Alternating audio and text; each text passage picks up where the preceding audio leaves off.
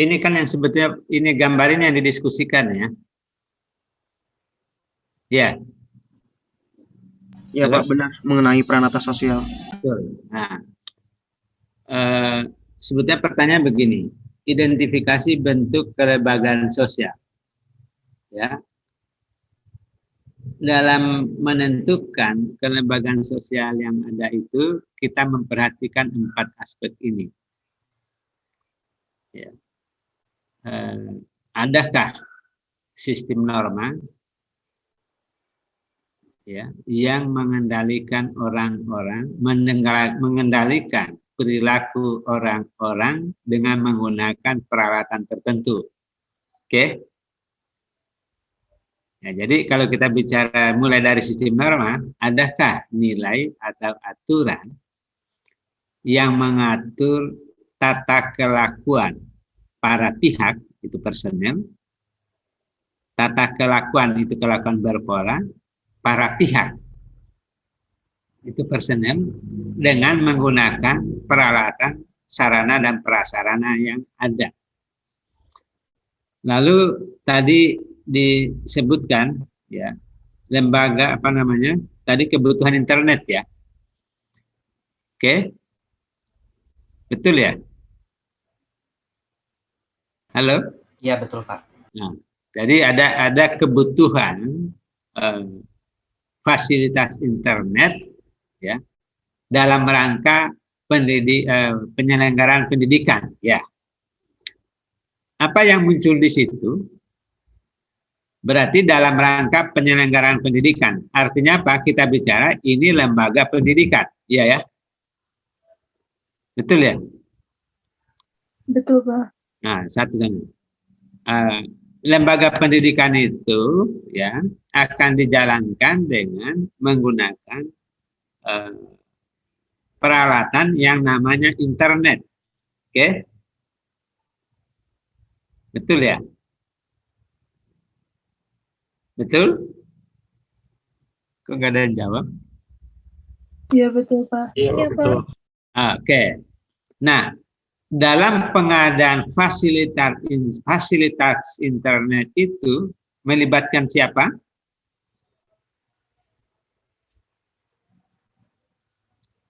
Melibatkan siapa? Warga desa dan Ya, iya jaringan. ya, warga desa, pihak provider ya, yang punya fasilitas telekomunikasi atau yang apa namanya, yang buka website lah ya, dan juga sekolah ya, betul? Mungkin juga adalah keluarga-keluarga dalam rumah tangga. Ini kalau bicara dulu ya, bicaranya tentang fasilitas lembaga pendidikan dulu. Misalnya kita identifikasi itu ada lembaga pendidikan yang memerlukan fasilitas internet. Nah, fasilitas internet itu harus diadakan dan penggunanya adalah murid. Oke? Berarti persoalannya adalah murid, yang mengadakan adalah keterlibatan pihak provider internet ya, atau jaringan ya, katakanlah Telkomsel misalnya, itu pihak yang kedua. Pihak ketiga mungkin guru ya, ada murid, ada provider internet, ada guru, unsur sekolah lah, dan ada unsur orang tua murid mungkin ya. Keempat itu terlihat nggak? Keempat kategori personal itu terlihat nggak dalam filmnya?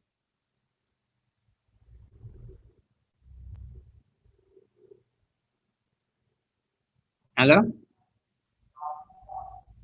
Halo? Halo Pak, iya. Terlihat nggak? Karena tadi saya lihat itu ada satu kelompok pertama menunjukkan ada keluarga. Berarti ada terlihat di internet ya, di filmnya ya. Iya Pak. Nah, ada guru sekolah ya, ada guru, Ya, ada pihak, Pak. atau pihak sekolah? Ada guru, Pak. Ada, Pak. Ada, Pak. Nah, pasti ada murid ya. Ada keterlibatan orang tua, mungkin juga ada pihak provider jaringan, mungkin tidak kelihatan tapi pasti mereka bekerja untuk melakukan pelayanan itu. Nah, itu. Jadi peralatannya sudah, personelnya sudah. Ya. Maka bagaimana nilainya? Bagaimana, kan pertanyaan begini tadi ada disampaikan, bagaimana agar penggunaan internet ini ya tidak menimbulkan tidak disalahgunakan lah ya. Artinya ada sistem aturan yang dibangun. Oke. Sistem norma yang dibangun. Berarti peralatan virtual itu fasilitas internet termasuk pulsa, termasuk HP, termasuk apapun juga ya. Itu peralatan fisiknya. Fasilitas internetnya, kalian punya HP atau komputer atau pulsa, itu fasilitasnya. Nah, kemudian ada sistem norma yang dibangun. Bagaimana cara ya, agar pemanfaatan internet itu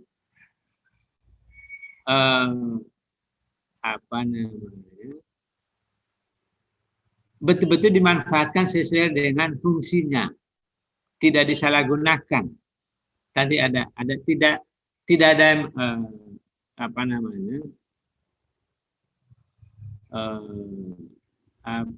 tidak muncul ekses negatif ya.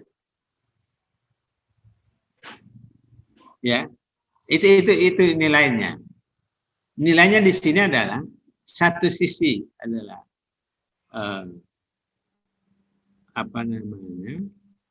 nilai untuk memberikan pelayanan pendidikan yang efektif. Itu nilai. Tadi ada yang menyebutkan apa tadi?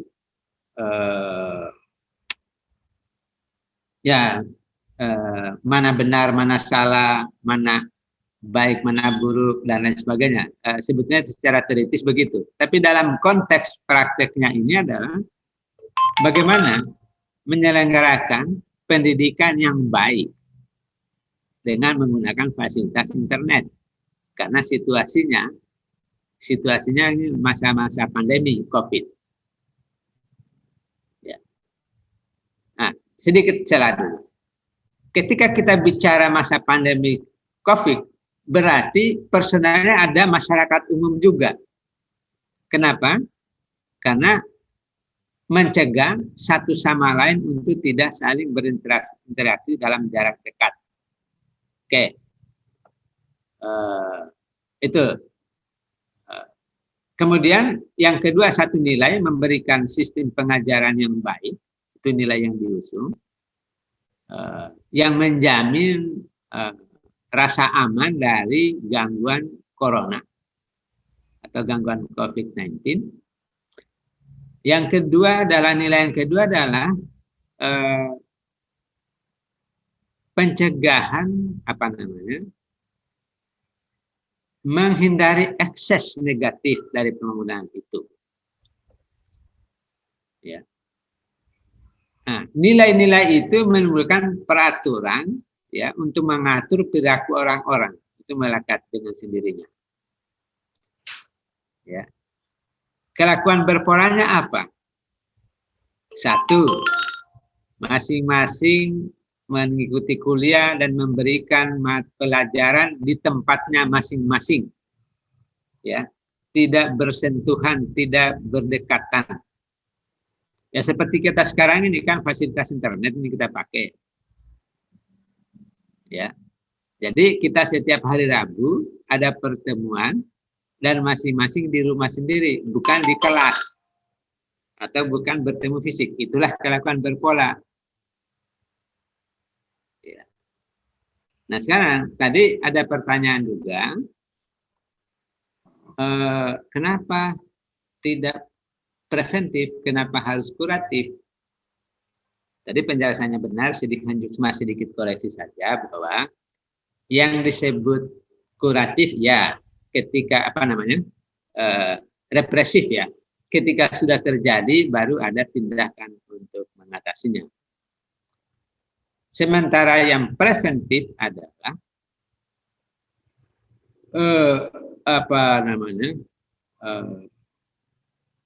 mencegah agar tidak terjadi penyimpangan. Bukan setelah ada penyimpangan baru diatasi, tapi dicegah supaya tidak terjadi penyimpangan. Dalam hal ini apa? Dalam hal ini menyelenggarakan pendidikan sekaligus juga menyelenggarakan peraturan tentang protokol COVID. Ya. Jadi pembelajaran, proses belajar mengajar melalui internet, fasilitas internet itu ya antara yang ditujukan untuk melakukan pengendalian agar di sekolah tidak ada kontak fisik. Jadi itu sebetulnya salah satu pencegahan, upaya pencegahan dalam penularan COVID-19. Dibuatlah sistem normalnya. Sistem normalnya itu yang mana? Proses pendidikan menggunakan fasilitas internet atau fasilitas daring dan lain sebagainya. Tapi memang pertanyaan yang Anda terima memang terlalu terkotak-kotak ya. Pertama, identifikasi bentuk kelembagaan sosial, selesai. Ini kita contohkan saja tadi kelembagaan pendidikan. Dengan penjelasan itu tadi, penjelasan sistem norma, peralatan fisik, personal, dan kelakuan berpola. Itu harus satu penjelasan yang utuh. Ya. Yang kedua, uraikan komponen peranata sosial. Yang dimaksud sebetulnya adalah ketika Anda menentukan bentuk kelembagaannya adalah pendidikan, maka uraikanlah komponen peranata sosial pendidikan, lembaga pendidikan yang Anda maksud itu. Nah, seperti saya jelaskan tadi. Lalu kemudian tunjukkan kontrol sosial yang ada. Di sini pertanyaan ini hanya mengacu pada satu poin, satu unsur dalam peranata kelembagaan ini, yaitu sistem norma. Ya, kan bahasanya kan tunjukkan kontrol sosial yang ada. Sebetulnya yang ditanyakan adalah tunjukkan sistem norma di dalam kelembagaan pendidikan itu. Ya, sistem normanya apa? Masing-masing belajar dari rumah. WFH. Work from home, ya. Yang kedua, menyelenggarakan katakanlah pendidikan tepat waktu, kemudian pemerintah menyediakan fasilitas internet bagi sekolah atau siswa. Ya, kira-kira itu poinnya. Jadi apapun juga, kalau Anda bicara, oh ini kelembagaannya kelembagaan keluarga, maka coba identifikasi. Kalau kelembagaan keluarga, siapa yang terlibat? Anak, istri, suami, mungkin juga ada mertua di dalam. Lalu dalam kelembagaan keluarga itu, dalam hubungannya mereka berinteraksi satu sama lain, fasilitasnya apa? Peralatannya apa? Mungkin di rumah, ya, rumah dinas kan? Atau mungkin di kebun, ya, atau mungkin di asrama. Nah, apa aturan yang berlaku dalam rangka pemanfaatan rumah itu? Kira-kira begitu. Kalau yang kita maksud adalah peralatannya adalah rumah atau peralatannya kebun, maksudnya tinggal di kebun lah, pondok gitu ya. Apa peraturan yang dibangun sehingga satu keluarga tinggal di kebun, apa sistem normalnya? Kira-kira gimana? Kalau di rumah ada kamar anak, ada kamar keluarga, ada kamar suami istri. Kalau di kebun, mungkin tidak ada pembagian kamar itu. Jadi sistem normalnya berbeda pada waktu di kebun, rumah di kebun dengan rumah di kompleks. Kalau rumah di kebun, bayangan saya itu tidak ada sekat-sekat yang cukup berarti. Berarti sistem normalnya adalah ini kita ada dalam satu ruangan ini, satu rumah, rumah kebun lah. Dan tidak ada sekat-sekat ruangan yang memungkinkan ada praktik-praktik yang sifatnya rahasia. Nah, itu. Maka kelakuan berpola terbangun seperti itu. Makan pagi, kemudian ada seseorang istri, kalau di Jawa Barat ya, Jawa Barat, suaminya pergi dulu di kebun, kerja di kebun. Nanti jam 9 istrinya datang di tempat itu, lalu membawakan makanan, minuman dan lain sebagainya. Anak-anak ikut, lalu jam 12 makan, jam 11 makan bersama lagi. Ya. Setelah itu istrinya mungkin pulang ke rumah, ya, atau urus yang lain. Suaminya dan anaknya terus mengerjakan pertanian. Itulah yang dimaksud dengan kelakuan berpola. Kalau kelembagaan dimaksud adalah lembaga keluarga di dalam aktivitas pertanian. Kira-kira penjelasan seperti itu ya. Bisa dipahami ya? Halo? Iya Pak, bisa Pak. Bisa. Pak, dipahami. Ya, artinya tidak dipenggal satu persatu ya. Ada personal, alatnya apa, kemudian aturan apa yang melekat pada alat itu, sehingga masing-masing itu bertindak, ini disebut kelakuan berpola, bertindak sesuai dengan tatanan yang diatur untuk pemanfaatan alat itu. Kira-kira begitu. Baik, kita lanjutkan di kuliahnya. Nah, di sini dinamika kelembagaan, ya. Setiap kelembagaan itu, ya, ini bentuk-bentuk kelembagaan sosial. Setiap kelembagaan itu berfokus pada satu kebutuhan khusus. Misalnya, pertanian itu kelembagaan produksi ekonomi, ya. Kemudian warung sembako, apa itu? Mungkin lembaga konsumsi kah? Atau rumah makan. Rumah makan itu lembaga untuk memenuhi kebutuhan konsumsi atau apa? Tapi bisa juga dia produksi karena memang jualan dia. Kemudian reproduksi. Reproduksi itu begini.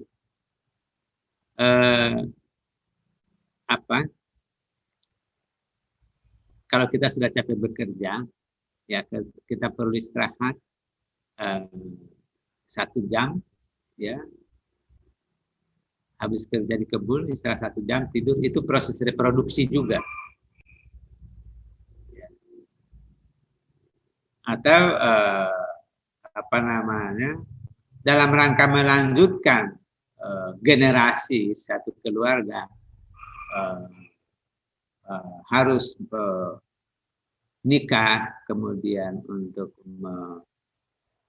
melahirkan, itu juga kelembagaan produksi ya. Kemudian untuk pendidikan ada, pemerintahan ada, saya kira itu.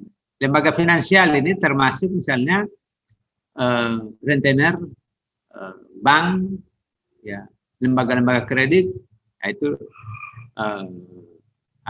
leasing, yaitu termasuk finansial. Nah, kemudian perubahan sosial, ya.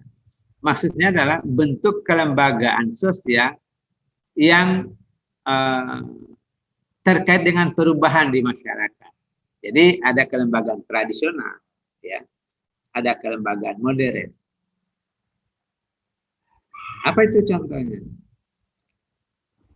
Misalnya kelembagaan ekonomi, pinjam uang, ya, secara tradisional, rentenir itu tradisional, ya, itu lembaga tradisional. Tapi kalau pinjamnya di bank itu namanya kelembagaan modern. Dulu kita bisa pinjam uang ke tetangga, ya, saling meminjam di antara tetangga itu biasa, itu namanya tradisional. Hutang piutang biasa, ya. Kemudian apa namanya? Dulu di Jawa ada istilah bawon, bagi hasil. Ya, bagi hasil setelah panen orang mengambil sesuai dengan jatahnya. Kalau di modern tidak ditimbang. Anda jatah berapa? Sekian persen dari apa yang saya petik. Timbang dulu, kalau ada 1 kilo berarti Anda dapat 1 ons kalau 10%, kira-kira begitu. Kalau di tradisional tidak. Ketentuannya misalnya 10% bagianmu ya, oke. Habis panen 1 kuintal, dia ambil 1 karung, ini Pak bagian saya, sudah jalan, tidak ditimbang lagi. Itu kira-kira perbedaan. Kemudian ada arasnya, level mikro dan makro. Mikro artinya, nah ini berlaku hanya di arisan, itu mikro, ya. Arisan simpan pinjam itu mikro, ya. Tapi kalau misalnya arisan haji, ya, melalui satu travel haji, nah itu mungkin sudah makro, dalam pengertian orang-orang yang menabung berinvestasi ini, misalnya sekarang begini, untuk naik haji sekarang dibuka dari bank, ya, mendaftar kemudian bayar di sana. Ini orang-orang tidak saling mengenal, diatur oleh negara. Lalu nanti tanggal sekian, 10, sekarang mungkin 15 tahun ya baru bisa naik haji. Kalau kalian mau naik haji, mulai mendaftar dari sekarang, bayar cicilannya atau bayar uang pangkalnya, nanti naik hajinya 15 tahun lagi. Kalau nunggu nanti sudah tamat baru mendaftar, nanti 20 tahun lagi baru bisa naik haji. Nah, itu kita tidak saling mengenal. Saya bayar, yang lain bayar, tapi orang lain tidak saling mengatur adalah negara. Itu namanya kelembagaan makro. Tapi kalau mikro, saling berhadapan satu sama lain, saling bersapa, ya, lakukan negosiasi. Begitu dia, oh siapa yang dapat arisan? Oh si A. Oh ya, saya mau bilang deh sama dia supaya saya dulu yang bisa dapat hari ini, nanti bulan depan dia saya ada kebutuhan mendesak. Itu di kelembagaan aras mikro boleh begitu, tapi kalau aras makro nggak bisa begitu. Ya. Sistem otomatis, ya. Ada aturan yang berlaku. Kemudian ada formalitas, ya. Saya kira informal dan formal, ya Anda tahu, ada pengesahannya, ada capnya, gitu ya. Kepala kampung, ya. Kepala dusun itu mungkin kelembagaan informal karena tidak ada catatan di pemerintahan, misalnya di kecamatan. Tapi kalau kepala kades, RT mungkin ada. Kira-kira begitu. Catatan-catatan resmi ada nggak atau tidak. Kemudian peraturan, kelembagaan legal dan ilegal. Mungkin tidak pasti, tapi oke. Kelembagaan legal itu ya jaksa, lembaga legal. Beberapa waktu lalu ada beberapa orang tertangkap, ya. Indonesia itu aneh-aneh. Sudah 4 tahun menikah, ya. dan dia mengaku sebagai jaksa tinggi dan tiap hari pakaian dinas. Istrinya tahunya dia jaksa karena tiap hari pakaian dinas, pulangnya tepat waktu tiap hari. Selama 4 tahun baru ketahuan bahwa dia jaksa gabungan. Nah, itu ilegal namanya. Ya. Ada juga di Banten kemarin ada tentara marinir. Waduh, udah dikenal sebagai angkatan laut, mau melamar, lagi mau pesta pelamarannya dijemput oleh marinir. Ternyata dia apa? Itu informasi. Kemudian berikut adalah, nah ini.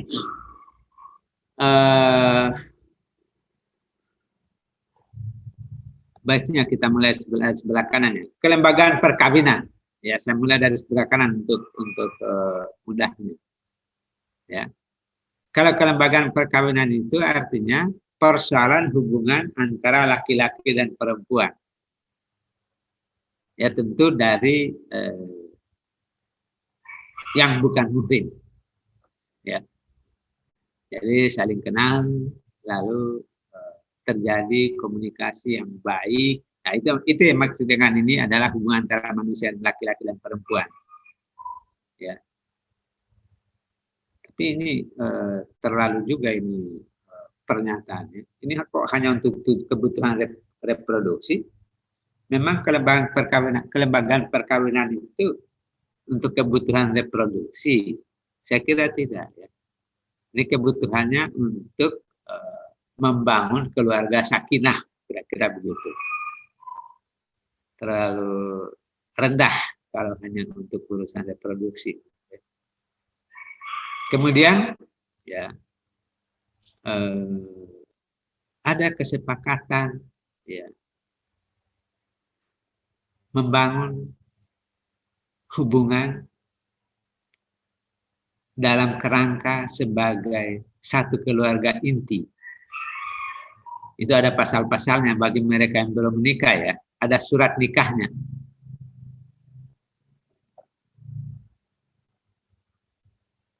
Jadi itu maksudnya. Jadi ada aturan-aturan yang dibuat yang harus disepakati oleh laki-laki dan perempuan yang mau menikah ya.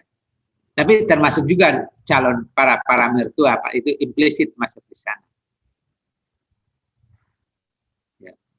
Kemudian lembaga pengelolaan air ada P3A, di Bali ada Subang, di Jawa ada pengelolaan air ya untuk persawahan biasanya. Nah ini kelembagaan apa? Untuk kebutuhan apa? Untuk kebutuhan ekonomi. Ya. Apa beda ekonomi dan produksi? Ya? Oke. Untuk kebutuhan ekonomi dalam hal ini adalah produksi pertanian padi sawah atau pertanian yang membutuhkan air, kira-kira begitu. Aturannya bagaimana? Ya. Aturan sistem norma dibangun adalah aturan untuk mengatur air agar semuanya kebagian pada saat dia butuhkan. Ya, pada saat tidak dibutuhkan bisa dialihkan ke tempat lain. Karena ini masalah-masalah sensitif. Ya. Ya intinya bahwa kelembagaan itu ya mengatur kebutuhan-kebutuhan para anggota agar tidak bersaing, tidak berkonflik. Jadi sifat dari kelembagaan ini adalah satu preventif, ya, untuk mencegah hal-hal yang tidak diinginkan. Yang kedua adalah kuratif, ya, kalau bicara kontrol sosialnya, untuk menyelesaikan masalah-masalah yang muncul setelah operasinya bekerjanya kelembagaan itu.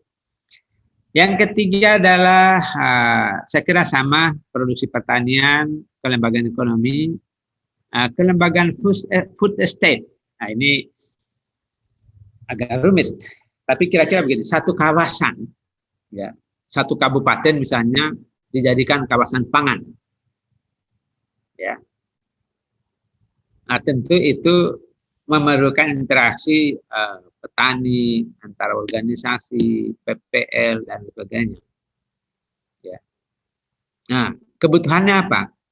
Kalau food estate, ya, kebutuhannya sebetulnya adalah untuk menjamin kebutuhan pangan secara nasional. Kira-kira begitu. Di sini disebutnya produksi, ekonomi, kemitraan, kolaborasi. Tapi singkatnya adalah untuk menjamin kebutuhan pangan secara nasional. Lalu pengorganisasian berpola seperti apa? Aturannya apa? Itu ada rumusan khusus tentu. Ya. Kelembagaan privat. Private ini artinya kelembagaan swasta.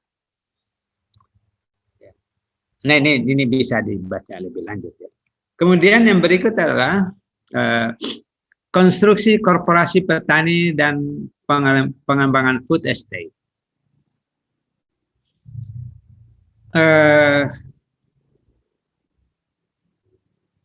Apa sebetulnya terlalu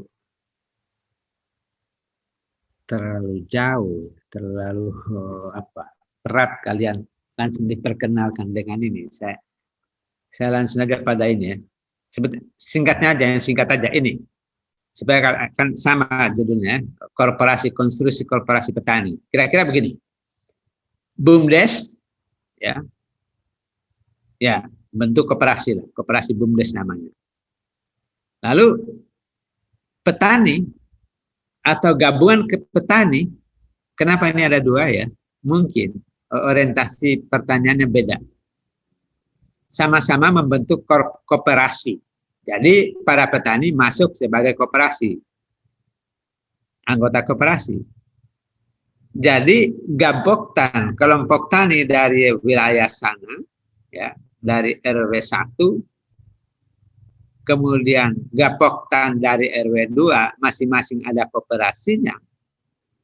Lalu BUMDes gitu sama-sama menyisihkan uangnya untuk membeli saham, membangun sebuah perusahaan. Ya. Baru perusahaan itu kemudian juga ada BUMN, ada perusahaan besar yang menggandeng mereka.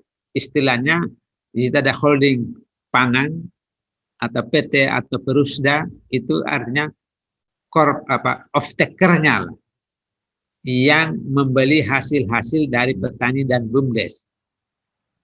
Tapi bergabung dalam satu badan, namanya korporasi petani. Jadi ada dewan komisaris, ada direksi. Bentuknya PT, karena ada saham. Nah, kira-kira itulah yang dimaksud di gambar ini. Ya. Koperasi itu apa?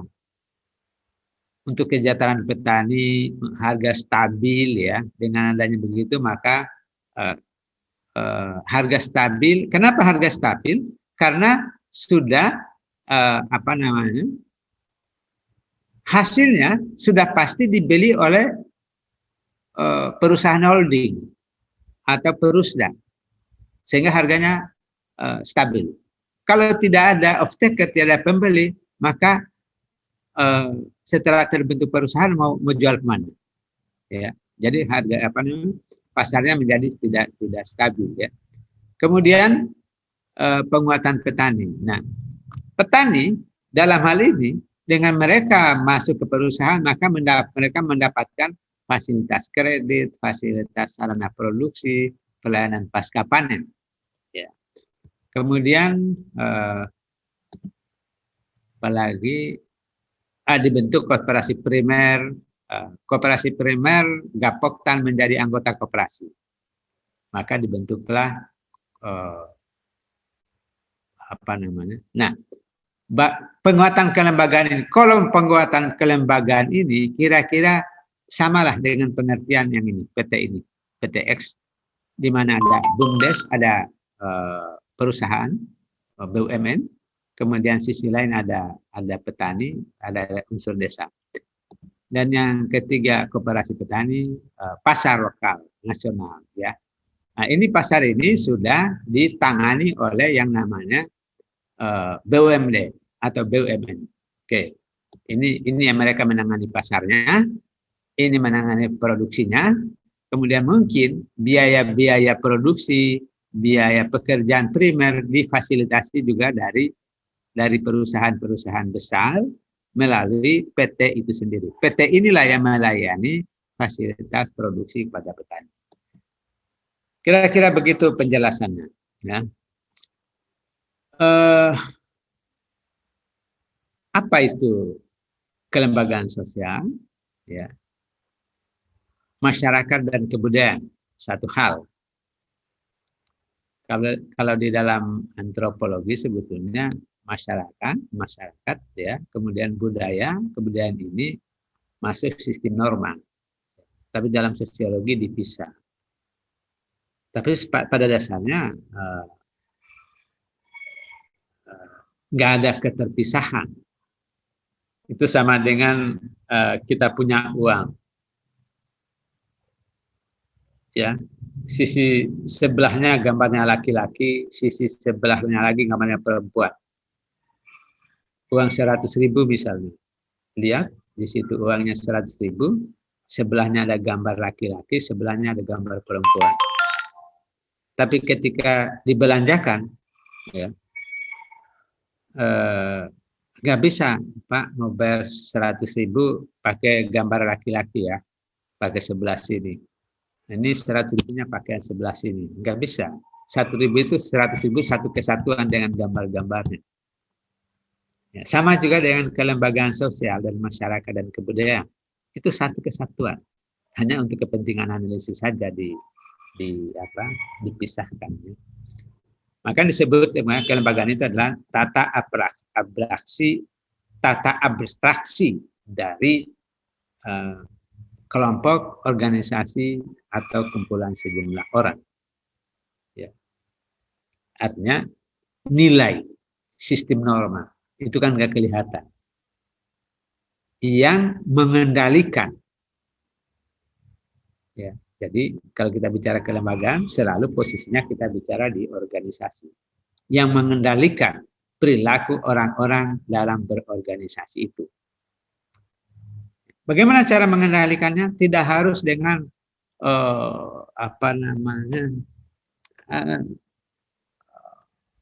dipimpin ya, dipimpin dalam arti secara fisik. Misalnya begini,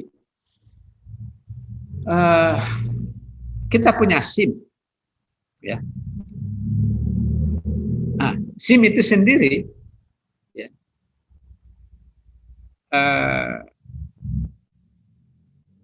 kelembagaan sosial. Satu sistem norma.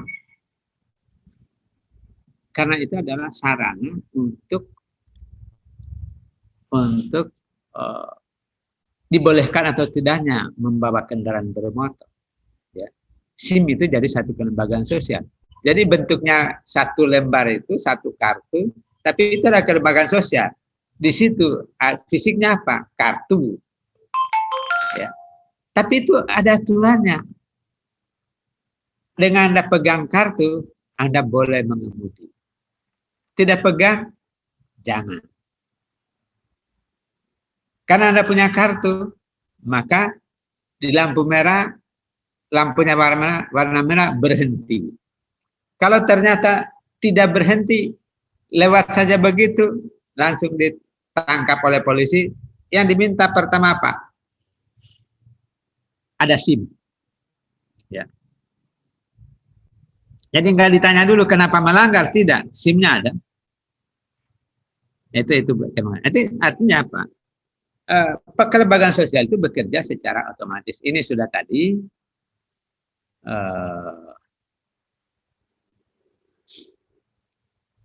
apa ini namanya? Nah, ini proses pembentukan kelembagaan atau perangkat sosial. Ya, kira-kira begini bahasanya. Bagaimana agar sistem norma itu betul-betul menjadi mengikat. Ya. Di situ disebut the rule of game, artinya aturan berperilaku. Norma itu adalah aturan berperilaku. Ya. Jadi mulai dari apa namanya, usage itu artinya kebiasaan yang levelnya rendah, ya tidak terlalu mengikat. Ya, kebiasaan misalnya makan pakai tangan kanan, menulis pakai tangan kiri, memberi kepada seseorang dengan tangan kanan. Itu kebiasaan saja. Tidak ada hukuman yang ketat, termasuk misalnya bangun pagi, sikat gigi dan lain-lain sebagainya. Mandi dulu baru ke sekolah. Kalau ke sekolah tidak mandi apa boleh? Boleh, tidak apa-apa. Tapi di hati kita itu nggak nyaman. Kira-kira usage itu kira-kira begitu. Diri kita sendiri nggak nyaman. Jadi belum menyentuh aspek hubungan dengan orang lain, baru diri kita sendiri. Kita merasa bersalah ya, merasa berdosa. Ya. Nah, kemudian muncul folkways, ya artinya kebiasaan yang sedikit mengikat. Ya. Apa itu? Masuk rumah orang bersalam. Mau buka dompet orang minta izin. Itu pun kalau sudah dibolehkan. Itu. Artinya tingkat mengikatnya itu lebih tinggi. Muncul kemudian mores, ini sudah menyangkut peraturan. Terlambat masuk, kalau dulu kuliah bertemu di kelas, terlambat 15 menit, nggak boleh masuk. Itu sudah mores. Ya, aturannya sudah ketat mengikat. Kalau sudah custom, nah itu sudah agama pada tingkat tinggi. Di tingkat tinggi maksudnya, kalau sudah levelnya, itu sudah level sejajar agama, aturan agama. Sudah adat. Maka di Baduy, orang yang melanggar peraturan di dalam dikeluarkan dari dalam wilayah steril ya. Maka di sana ada Baduy dalam dan Baduy luar. Baduy luar itu kan sudah maju. Dalam pengertian mereka, Baduy luar itu bagi kita adalah Baduy yang sudah maju. Bagi mereka yang di luar itu Baduy yang melanggar aturan. Itu custom. Nah, kalau kita agama, ajarannya macam-macam juga. Wah, ini haram. Itu sudah sampai di situ. Ini haram halal. Kira-kira begitu ya. Kalau misalnya salat Jumat, salat di masjid atau di rumah, mungkin tingkatannya adalah masih folkways atau mores ya. Boleh tidak ya. Ada perdebatan, tapi sedikit banyak penting sholat. Tapi kalau soal di rumah, itu ada menganggap itu sudah bagian dari custom, harus di masjid kalau laki-laki. Ada yang lain, udah di rumah juga, itu enggak. Mungkin dia tingkatannya folkways ya. Kira-kira begitu. Kemudian masih ada waktu ya. Kalau bagaimana pengembangannya, saya kira itu tadi. Bapak, maaf Pak, izin bertanya boleh? Ya. Oke, baik, terima kasih. Saya Ibrahim, izin bertanya Pak. Berbicara terkait dengan keluarga, tadi pastinya kan berbicara terkait dengan pendidikan ya, mendidik gitu. Di mana keluarga atau orang tua merupakan madrasah al-ula, gitu, madrasah utama bagi anak-anaknya. Nah, pola-pola pendidikan seperti itu, kadang sikap wawasan pengetahuan kita tuh terbentuk dari lingkungan sekitar gitu ya. Dengan siapa kita berkumpul, dengan siapa kita berdiskusi. Gitu. Juga di masa pandemi ini kita pastinya kan lebih interaksi di media sosial gitu, dengan teman-teman dan lainnya. Gitu.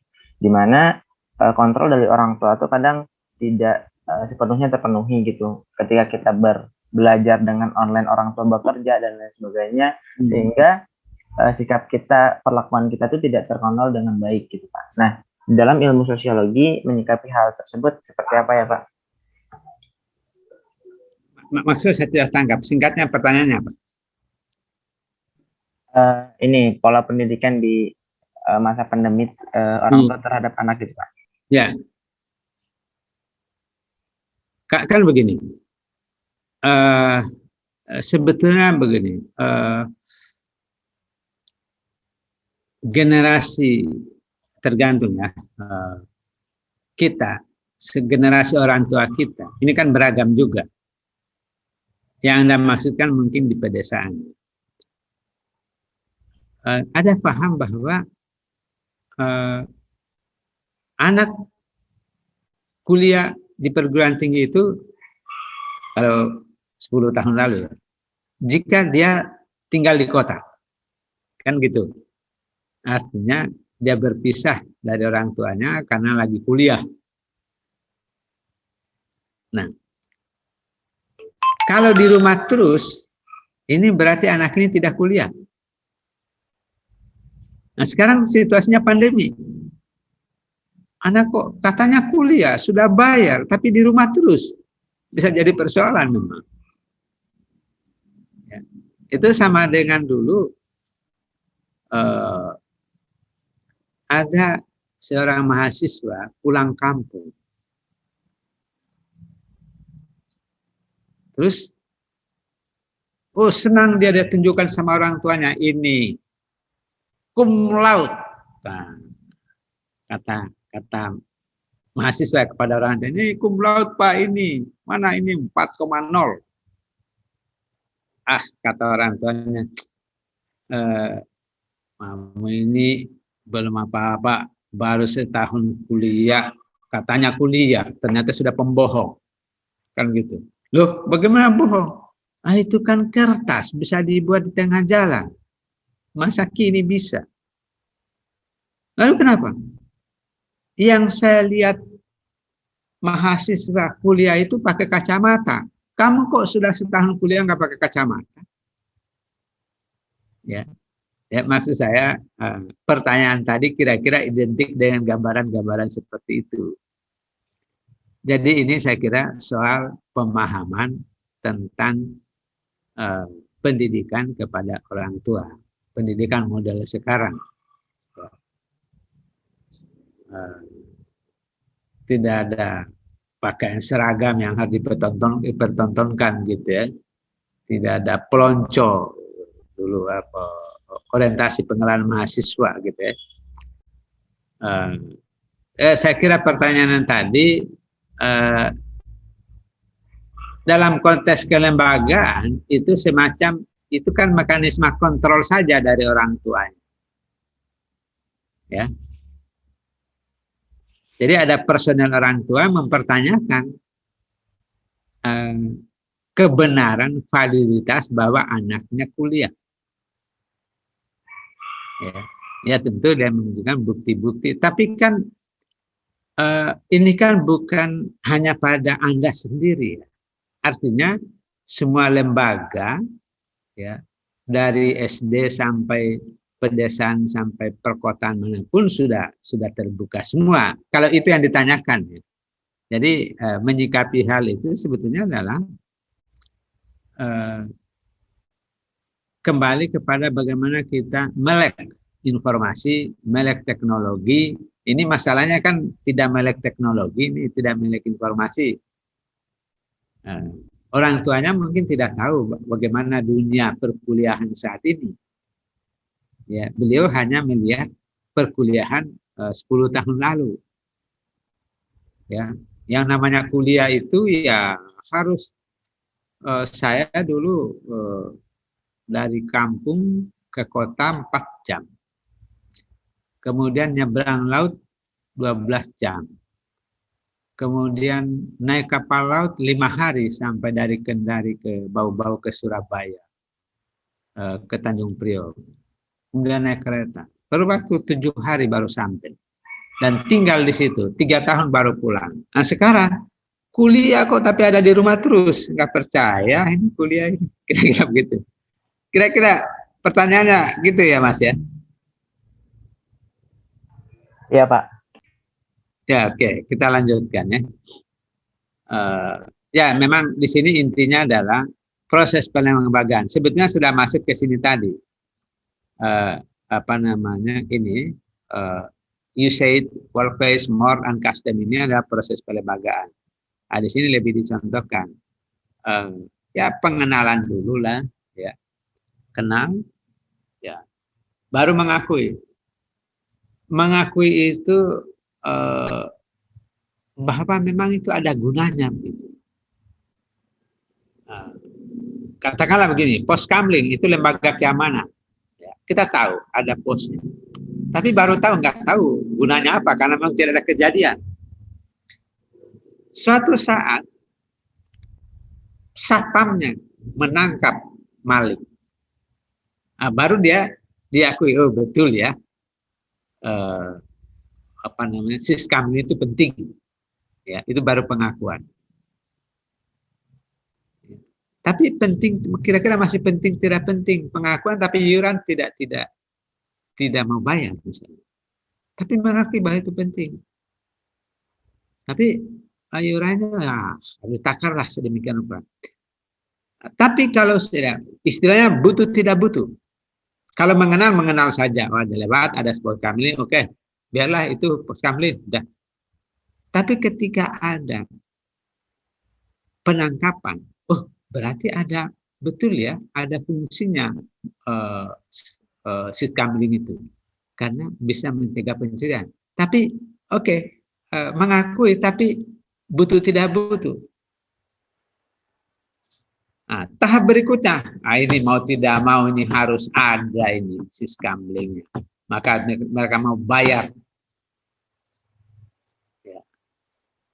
Akhirnya terus dan terusnya sehingga kemudian ya kalau beli rumah cari rumah dengan yang sistem keamanannya bagus, itu hanya terinternalisasi.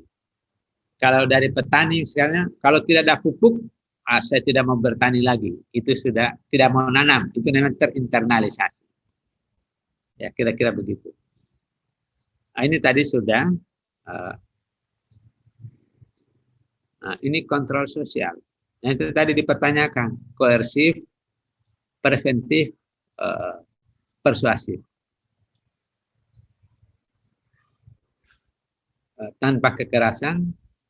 Ini jadi membujuk dan koersif ini, paksaan ini sudah kejadian namanya. Ya, persuasif itu sudah kejadian, dibujuk supaya kembali kepada jalan yang benar. Ya. Kalau preventif itu tadi sebelum kejadian dan setelah kejadian. Yang berikutnya adalah conformity dan deviasi. Ya, di sini berlaku conformity artinya di mana tanah dipijak, ya di situ aturan dijunjung tinggi. Jadi kalau Anda pindah dari Sulawesi ke Bogor, maka harus pakai aturan yang berlaku di Bogor. Apa itu? Kalau kita misalnya di Sulawesi lewat begitu aja nggak masalah. Ya. Lewat, teman-teman duduk, kita lewat saja tanpa tegur, nggak jadi soal. Tapi kalau di Bogor, ya, melewati sejumlah orang, kalau nggak bilang punten, itu repot. Ya. Wah, sombong banget gitu. Conformity. Kemudian, waktu saya di Bogor tahun 83, orang-orang tua itu panggil saya Om. Ya. Jadi, orang Bogor, ya, melihat mahasiswa datang dari luar, dari Sumatera, dari Jawa, dari Sulawesi, kita lewat, dipanggilnya Om oleh orang-orang tua. Atau baik oleh anak-anak maupun oleh orang tua yang ada di tempat kos kita, panggil kita Om sebagai bentuk penghargaan dan kita harus terima juga, ya udah jadi Om saja begitu, walaupun yang manggil ini lebih tua umurnya, tapi karena itu sudah budaya mereka begitu. Kemudian, nah kalau bukan conformity, deviasi, menyimpang terus. Ya. Kalau kita di kampung dipanggil om marah. Loh, panggil om, saya kan masih muda. Lebih muda daripada Anda. Tapi di Bogor nggak boleh protes seperti itu. Nah, kalau protes artinya, wah, panggil om, langsung marah-marah. Lo panggil saya om. Nah, itu namanya deviasi. Ya, artinya menyimpang dari kaidah-kaidah yang berlaku di masyarakat di mana kita berada. Pak, izin bertanya. Boleh, silakan. Tadi kan ada yang preventif sama represif. Nah, Ya. ada juga yang keduanya, Pak. Maksud dari keduanya itu gimana ya contohnya, Pak? Yang persuasif. Di situ kan ya. Yang keduanya, Pak. Yang preventif, yang gabungan dari preventif sama represif. Ya. Preventif itu kan memberikan penyuluhan ya. Misalnya kita masuk ke desa-desa, memberikan pemahaman, jangan korupsi, jangan makan minum-minum yang mengandung alkohol dan lain sebagainya, itu kan preventif ya. Kalau represif ya, ini sudah terjadi, sudah minum alkohol, sudah melakukan pelanggaran, baru kita kita nasihati. Nah, berikutnya nasihati ada dua, bujuk, ayolah ikut saya ke kantor polisi gitu ya, supaya diselesaikan di sana. Nggak mau juga ikut, terpaksa diborgol aja, ya dipaksa. Atau misalnya lapor polisi, nggak lapor. Saya laporkan ke RT supaya dipanggil paksa lapor ke polisi misalnya. Itu. Jadi istilah preventif itu ya pencegahan sebelum terjadi. Ya ikuti pelatihan, ikuti sosialisasi, ikuti radio, televisi. Nah, itu namanya preventif. Tapi kalau represif itu sudah terjadi pelanggaran. Nah, tinggal caranya apa? Caranya dengan paksaan, dengan peringatan saja. Peringatan itu bukan pencegahan, itu sudah bukan lagi preventif, sudah represif itu. Karena sudah dianggap melanggar. Kalau preventif itu belum melanggar. Itu kira-kira maksudnya ya. Oh iya, baik Pak. Oke. Pengembangan kelembagaan masyarakat ya. Linear, kita lihat saja. Ya. Linear, penguatan kapasitas. Ya. Dulu kepada individu, ya penguatan kapasitas itu artinya kapasitas kelembagaannya. Maksudnya begini, bagaimana kalau di bisnis ya, dulu yang berbisnis itu kan individu bantuan cuma-cuma lah, boleh makan habis, gitu ya, kasih uang habis. Dulu pada tingkat kelompok ada dana IDT habis, itu bantuan cuma-cuma. Tapi di sini disebut individu, oke lah. Kemudian kalau sudah berkelompok ada bantuan, ya. Kalau bantuan pada individu ini 100.000, ambil kamu, ya terserah, habisin. Tapi kalau sudah berkelompok, ini ada 1 juta. 1 juta ini akan dibagi 10 dulu karena anggota kita ini 20 orang. Minggu ini 10 orang dulu ya, masing-masing 100.000. Setelah itu minggu depan balikin ya, yang lain juga kira-kira. Ya. Atau ya kasih dulu 5 orang, jadi 201 orang, nanti mereka mencicil per hari, besoknya lagi sudah ada 1 orang yang nambah, itu saja. Kemudian ada kredit, ya. Kalau bantuan berguru itu belum ada sanksi apa-apa, masih sanksi di masyarakat. Ya siapa yang tidak memberikan perguliran, maka dia akan dikeluarkan misalnya dari hukum. Tapi kalau sudah kredit, ini kembali lagi ke masing-masing individu. Berarti ada tanggung jawab untuk mengembalikan secara perorangan atau kelompok. Jadi kalau bantuan bergulir itu ya tidak kembali ke bank dananya, tetap aja bergulir di masyarakat sampai kapanpun, sampai nggak ketahuan. Tapi kalau di Kubes sudah istilah kredit berarti ada pengembalian di bank atau badan lain yang kita samakan dengan bank. Artinya kewajiban mengembalikan secara periodik. Tapi kreditnya kredit ringan, itu namanya subsidi khusus. Tapi kalau sudah koperasi, sudah perusahaan, wah ini bukan lagi kredit ringan nih, komersil nih. Karena dia untungnya banyak, maka kita juga lembaga harus mengambil untung yang lebih banyak dari uang yang dipinjam. Kemudian ada non-linear, ya. Ada tingkat komunitas, ya bentuknya arisan. Ada tingkat desa, ada bank desa. Dulu di Jawa Timur itu saya tahu betul, tiap hari Rabu orang bank BRI datang ke desa, buka praktek pinjaman di desa-desa. Tahun 91 saya ada di Trenggale, itu programnya Jawa Timur waktu itu, Provinsi Jawa Timur. Tidak ada di tempat lain. Ya.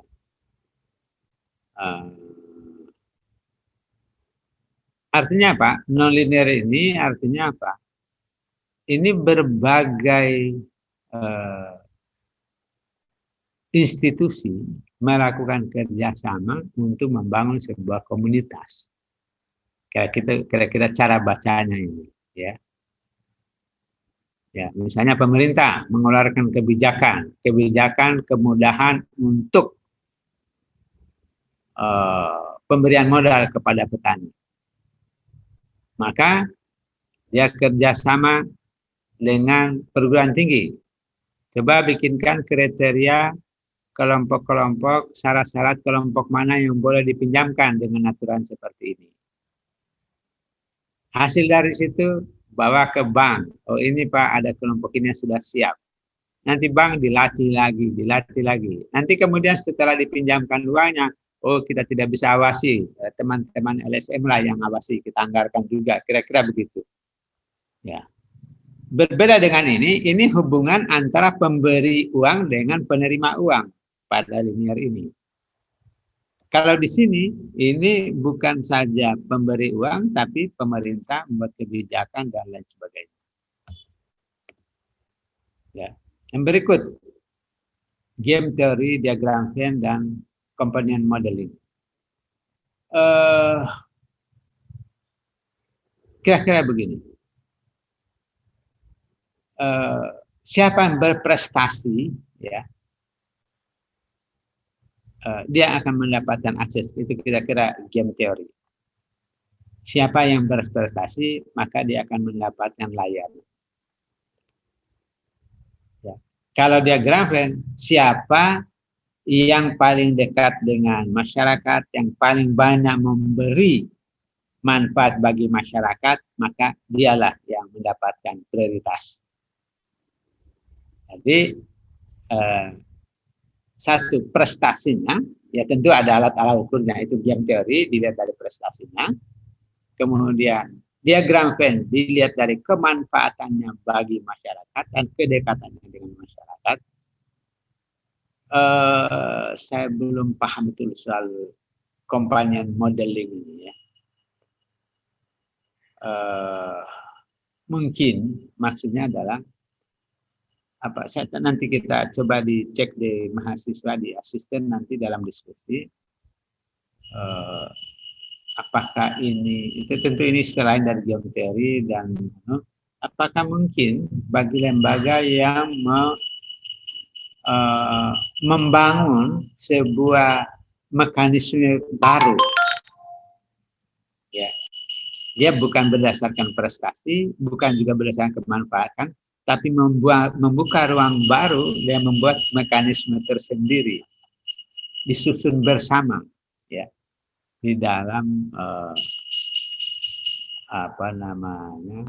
di dalam proses pelayanan, sehingga orang tidak dibedakan pada prestasi-prestasi, pada manfaat-manfaat yang diberikannya, tetapi kira-kira semua orang itu punya hak suara, punya hak untuk dilayani, ya, punya jatah dari pemerintah. Marilah kita wujudkan sama-sama tanpa membedakan, selalu melihat dari prestasi atau manfaat yang sudah diberikan. Kira-kira begitu barangkali. Ini Telegram fan, apa namanya?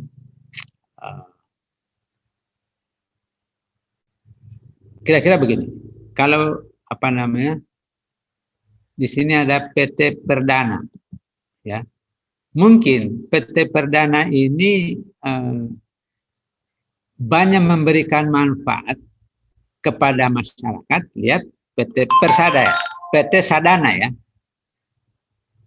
banyak memberikan manfaat kepada masyarakat, ya, dibanding dengan PKK. Ya. Ini kecil, ya. PKK lingkarannya lebih kecil daripada PT Sadana. Artinya manfaat keberadaan PT Sadana dibanding dengan PKK lebih besar. Contohnya apa? Oh, PT Sadana memberikan CSR, memberikan sumbangan pada masjid, memberikan bantuan kepada masyarakat. PKK tidak. Kira-kira begitu. Nah, tergantung penilaian dari masyarakat bersangkutan. Tetapi jarak antara PT Sadana dengan masyarakat itu lebih jauh dibanding dengan PKK. Kenapa? Kalau ini orangnya bisa bertemu setiap saat, bisa mendiskusikan masalahnya dengan mudah. Ini nggak bisa, jauh. Untuk bisa bertemu dengan direkturnya, perlu melewati beberapa bodyguard. Tapi kalau mau bertemu dengan ketua PKK, mudah sekali. Jadi lebih dekat, belum tentu memiliki manfaat besar. Lebih jauh, ternyata juga memberikan manfaat besar, lebih besar. Nah ini ada company model, kita lihat. Bermain peran menekankan pada pemahaman bersama antar stakeholder tentang pilihan dan kesepakatan kemampuan. Berarti membangun kesepakatan bersama, ya. Jadi kesepakatan bersama yang lebih dikedepankan.